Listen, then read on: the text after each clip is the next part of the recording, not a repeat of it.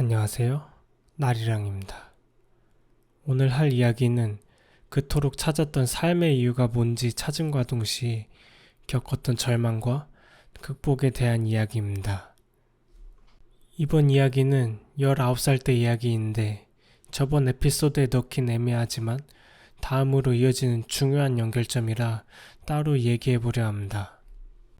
18살, 아주 열심히 대안학교 생활을 하며 많은 것을 보며 느끼고 깨달았고 연말에 그것을 정리하고 발표하며 대안학교를 다녔던 한 해를 끝내게 됩니다.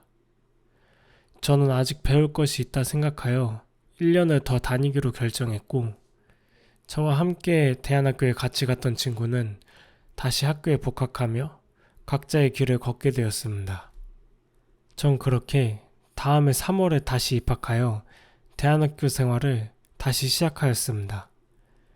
저희 학교가 많은 활동을 하긴 하지만 학기 초부터 대형 프로젝트를 하진 않았기에 저에게 시간적 여유가 생겨났습니다. 때문에 저는 기억에 남거나 전에 이해되지 않았던 책들을 다시 펼쳐보기도 하고 새로운 자기계발서 등을 찾아 읽으며 시간을 보냈습니다. 그리고 밤이 되면 집에 옥상이 있었는데 옥상으로 올라가 차를 한잔하며 가지고 있는 생각을 정리하는 시간을 가지곤 했습니다. 그러면서 예전부터 품고 있던 삶에 대한 의문들에 대해 고민해보기 시작했습니다. 나는 누구인가? 인생은 왜 살아야 하는 것인가? 일단 나는 누구인가에 대한 고민은 이러했습니다. 나는 누굴까? 내 이름은 나인가? 아니다, 그건 바꿀 수 있다. 내가 하는 일이 나를 뜻하는가? 그것 또한 언제든지 바꿀 수 있기에 나라 할 수 없다. 그럼 나의 육체가 나인가? 그것도 아니다. 내 팔이 잘린다고 내가 다른 존재가 되거나 하지 않으니까. 이것에 대한 결론은 당시에 내지 못했습니다. 그래서 이번엔 인생을 왜 살아야 하는지에 대한 의문으로 넘어갔습니다. 인간은 왜 살고 어떻게 살아야 하며 어떤 죽음을 맞이해야 하는가? 돈을 벌기 위해 어차피 죽으면 다 사라지는 거 그렇게 모아봤자 의미가 있나? 그렇다면 명예? 명예도 돈과 마찬가지 아닌가? 죽으면 사라진다. 그럼 위인들처럼 후대를 위해 기여하는 삶을 살아야 하나? 아니, 그렇게 후대에 기여했다 하더라도 언젠간 잊혀질 거다.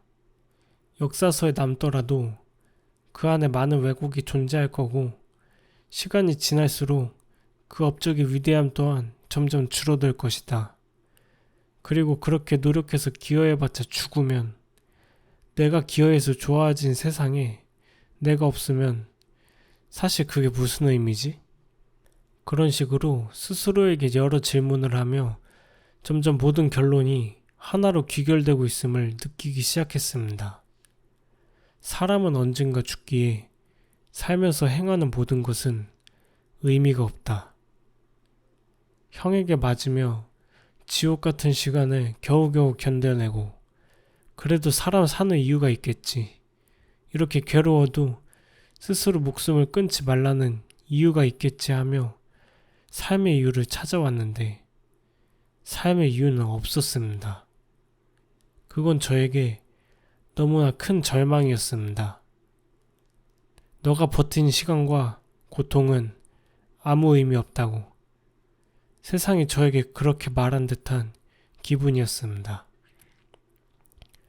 충격과 함께 엄청난 우울이 시작되었습니다. 부모님 앞에서 울며 묻기도 했습니다. 삶의 이유가 없는데 왜 살아야 하는 거예요? 아버지는 제 말에 그냥 참고 사는 거라 답하시고 어머니는 부모 앞에서 자식이 그런 소리 하는 거 아니라며 화를 내셨습니다. 그 누구도 저에게 그럴듯한 해답을 알려주지 않았고 저는 너무나 무기력해졌습니다.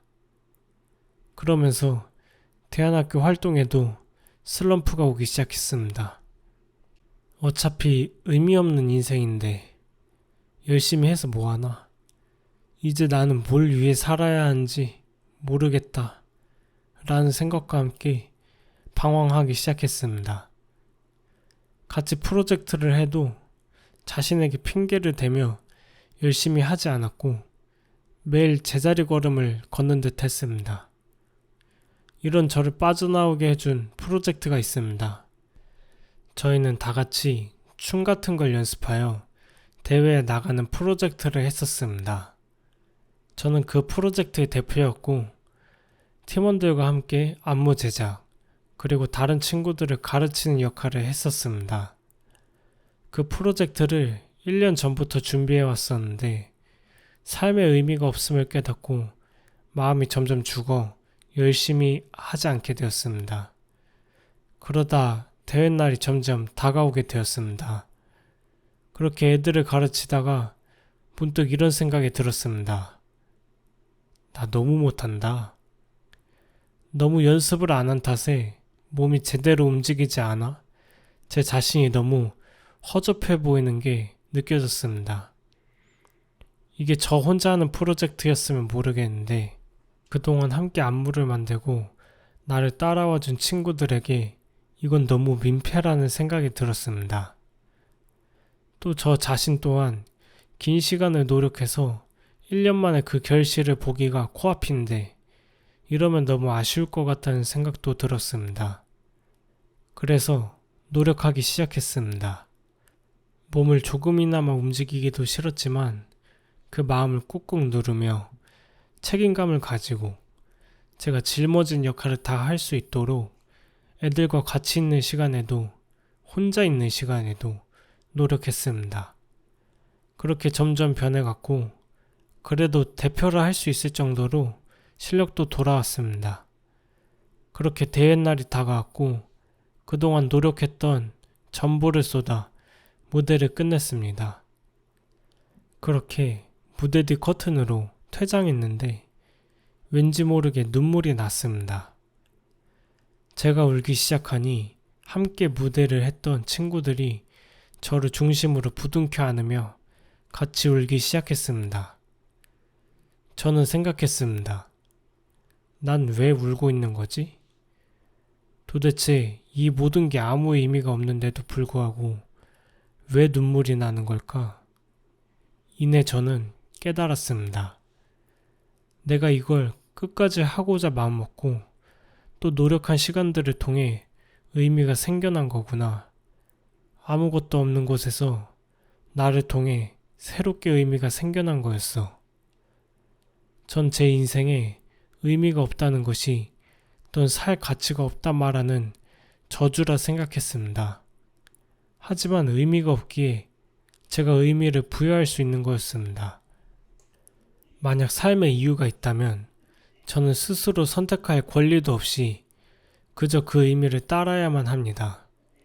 간단하게 비유해보자면 제가 요리사로 살아야 되는 것이 태어날 때부터 정해졌다면 저는 요리사를 하는 것 이외의 행동은 헛수고가 되고 요리사가 하기 싫더라도 제 인생이 의미를 가질 수 있는 것은 요리사가 되는 것밖에 없기에 스스로의 인생에 대한 아무런 선택권도 없는 것이나 다름없다고 볼 수 있습니다. 하지만 인생이 아무 의미가 없다면 스스로의 삶을 살아갈 수 있는 선택권과 함께 자신이 의미를 부여할 수 있고 무엇을 선택하고 행동하든 그것은 내 인생의 가치가 되는 것이기에 인생에 의미가 없다는 건 축복이었습니다. 전 그 사실을 알게 되며 세상에게 감사하게 되었고 이젠 더 이상 의미가 없다며 괴로워하지 않게 되었습니다. 그리고 이제 전 다음 목표를 가지게 됩니다. 난 내 인생이 어떤 의미를 가지길 원하는지, 어떤 의미를 부여하고 살아갈지 찾아보자. 그렇게 중요한 선택의 기로이자 앞으로 살아가면서 바라볼 꿈을 정하는 시작점에서 전 20살을 맞이합니다.